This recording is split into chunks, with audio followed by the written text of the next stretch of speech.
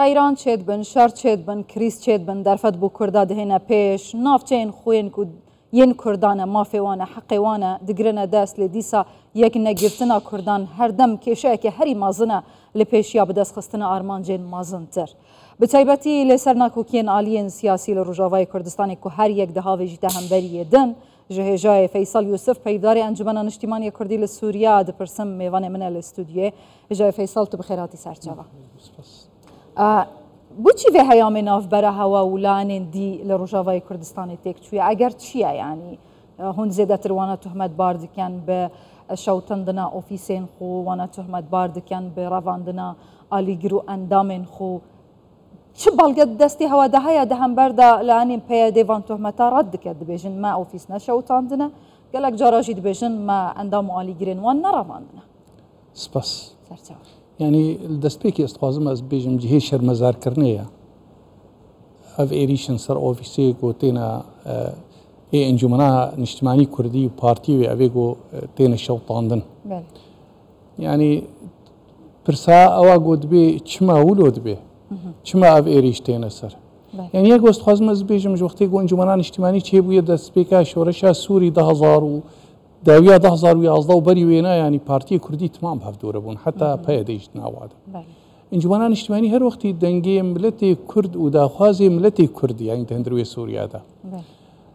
یعنی هر وقتی پروژه گو کریه گوتیه یعنی دموکراتی سوریا را و مافی ملت کرد گو برا ببی شریک تندروی سوریا ده. هر وقتی یعنی انجمنان اجتماعی کردی گوتیه باوریا خو بخباتک آشتیانه و دموکراتی و تێکلی بهێزن کوردی دیترێرە هەر وەختی بەر پێدایە کە هەلوەستە کوردی و ئەرێ کرژ لەفکردن گۆ بە چاودێریە جەنابێ سەرۆک کرد و هەر وەختیژی ئەنجومەنان نیشتیمانی کوردی جهێ خود ناو ئۆپۆزیسیۆنێ دەدیت گۆ بەرەڤانیەت بەر ملەتێ کورد دەبکێ و ئیرۆژی بەشی هەفتایە دەستایە تەفاو دەیا گۆ بریارات 2-5 دەبێژێت نابێنا ڕێجیم و ئۆپۆزیسیۆنێدا ئەب ئالیەدی ینی وەختێ گۆ چەکدارن وا بیرەنگێتکن و ئێریشی ئۆڤیسێ ئەنجومەنێتکن يعني هەگەر هەنێک خزمەتە هەنەکە بەرجەوەندن هەنێکا تێدا هەبن ئەوەی گۆ ناخوازن ینی ملەتی کورد هەر وەختی شریک بێت هەندروی سووریادا ناخوازەیەک هەلوەستە کوردی هەبێ وخوازم تەکەزیە سەر بکەم مەسەلا بەیەک هەلوەستە کوردی زەحمەت پرسا جەوهەری ئەوەیە هێژای فەیساڵ بۆچی ئۆفیسێن هەوا بشەوتینن بۆچی ئالیگرن هەوا بگرن ئەگەر چنە يعني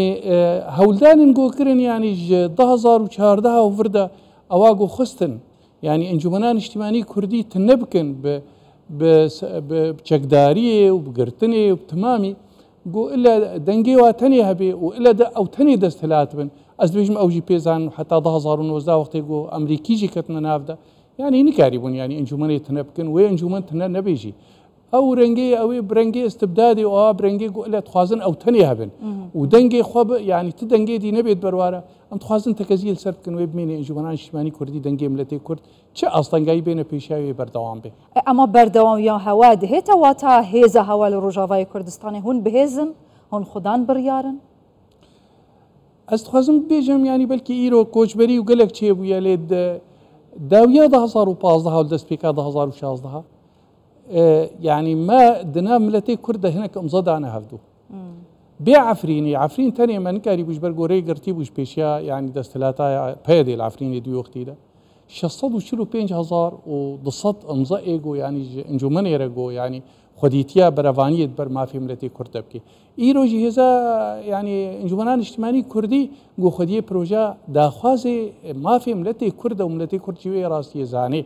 هذا ما ياغو هي هبونا أمد ناب ملتي مدى شقاسي أصلاً هنا انجمنان اجتماعي كردي ناب ملتي خدای برافانیت بروادت که و ایروج انجمنان اجتماعي كردي يكش بيك هاتي حفتا ايجو هاتي بيكرن وشرعية صانديد ناف كسي ناف دولتي دلگور بريارات دو بينشار اواغو برافانيت برملتي كرده بكي يعني اوهيز امریکا و هێزên دیاڤên ku li ser axa Rojavayê Kurdistanê Bakurê Rojhilatê Sûriyane daxwaz dikin ku ev hêrişe bihêne rawestandin آیا aliyê peyedê ku hûn tuhmetan arasteyî wat dikin hîç bersivek li ser vê yekê hebûye حتى îro tê bersiv nedane heta carna jê ew ê godir dixinin û ew em ê lêkolînê bikin em ê nizam çawa bikin bi rastî cihê sersekinandinê ye ji ber ku cihekî bê kamêra tinne cihekî bê yani esayişê bide rêvebiriyê ve tinne yani tiştekî nenazkirî nîye belge hewe çi ye ku wan hêriş kiriye نجارة أولى ونجارة دوا ونجارة سيا يعني أو نيجو إيرو دستلات أو نيجو يعني وقت بيجي دجعدادة والجهادي تري مسلحين يا وتشتواي هي يعني خيري وابي بكسا جديدنا. باشا يعني بفان تكتشونان بفان آلوزيان بشوتاندنا أوفيسان هیچ هیویک هيك وان وگرینه و هف پیمانیه که دالوکه که دناو برای کردی لروجا يعني ام دائما فيناج ملتي كرد رد بيجن وجهاز سياسي وكسينا في دولتي را اي ما يعني هكا فا مسألة ومسألة شوطانا او فيسا وتشتيقو ايرو سركردي انجومنا يقو هاتي قرتن من بيكرني قود بن ام دائما ام نسروية سكنن بقندرقو ام دبينين يك هلوستا كردي مسألة استراتيجية يعني ارمانجي ما وك انجمنان اجتماعي كردي تشاو ام كرد كاربن ببنى خدي شريك دفي قناغاتي دا دندروي سوريا دا اجبروا له مساله ديالوكي ودانوستاني وك الوستا كردي وقتي جو امريكان اخذ وبريز مظلوم عبدي خست تبلي فاقا مثلا ما اريكرو ايروجي او دوكيومنتا جو هاتي ام ذكرن شش خال انتيدا او تشتيغو ما بري لفكري ام بيجو ام ديفكرن جا ما اريكري يلسر وام امادنا سر بنكاوي هين وان تهمت بارد كان خالا جيبا جينا كان او ها تهمت بارد كان هين خالا جيبا جينا كان سرق بارزاني كتناف بري سيري كفتن هاتنا كرن نتوين يقبوي شاندري امريكا سدم چیه؟ اگر رئیسی چیه؟ بو چی؟ دقوناغي تالي دس كارم بيجم يعني بلكي 2019 وفردا ما نبيش يقود بيجن ولا يعني انجومناكي هر اي دبيوا دركتي اي سركشان ديوانا اي خدي اي بربرس انه امناكن يعني و ام بانجومن يرناكن وبربيدانا بانجومن يعني امناكن واف اوفي شوطاندن واف قرتن لكن يعني يجبرقون دبينين انجمنان اجتماعي كردي وطرفك سركبي بريارا كردي دا مسألة سوري دا إيرو خرطاهية او تخوازن او تنيبن كسكيري قبول ناكن باشا بفيت تنيبوني دي آشتيك روجاوات چه بعد دست كفتين مازن بدست ورن يانجي آفا هاي جي دي بچه جهه مخابنية يعني إما بيجن إيروج هر وقتي بيهتر روجاوای كردستان يعني اما قوام بيجني كردستان سوريا بيوستياي بي هاي كالوستا كردي وخرط بن ام كاربن بهفدوره بنقو ام دنگي ملتي كرد كاربن بجين سر ماصانا في دولتي ام كاربن بجين كسينا في دولتي بفيرنجي جو ايرو حتى او دستلاتا جو ايرو بنافيري فابريكي تشتغلي حتى ايروجي او كسينا في دولتي جو يعني اعتراف بيناكن ايروجي هين بوشي اعتراف بيناكن لكن يعني حتى ايروجي نا امريكان نا اوروبي كسكي جو بيبكي يعني وقت فيري فبري برنجيوي سياسي برنجيوي شاوا بيناكا وچند سالا به هفرا دخابتن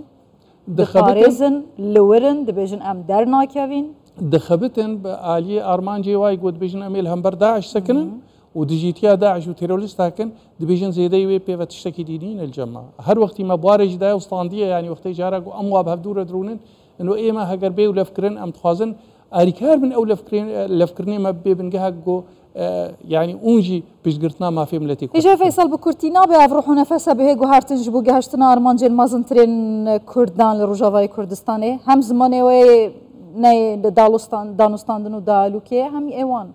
نقرك ابو بيجو هارتن براياته اي ما زماني ما ازجم نهاجي قهدار وطماشفان هي جاي بينن ام دفردجي ديارتكن تجاري ما نقوت انا وما اصلا قاينه داينه وافزماني قوم تشتغلن وقت تشتي هي ام تبيجن لا تشتكي يعني ام كسكي تهمت بارتكن ابدا وام بيجن ايروجي تبليفات تشتي قود بن وتشتي جهي شرمزار كرني ام بيجن ام امادنا او بنقهاقو بري مال سركري شش خالن اواقو امريكي قو ام بيجن امريكي وقت دولتك مظن دنياي دنافدا وبريز مظلوم عبدي ام جارك دي امادنا وتجاري جي او زمان او ايريشي دراغ هاني دياقو ما خدابي اليكش بربرجون دي ملتي متي دانا مسالك استراتيجيه امي بيبكن ان شاء الله خدي والهفينا تهرهبي هجا فيصل يوسف بيداري انجمن اجتماعيه كردي لسوريا خيراتي سرچوا سپاس سرچوا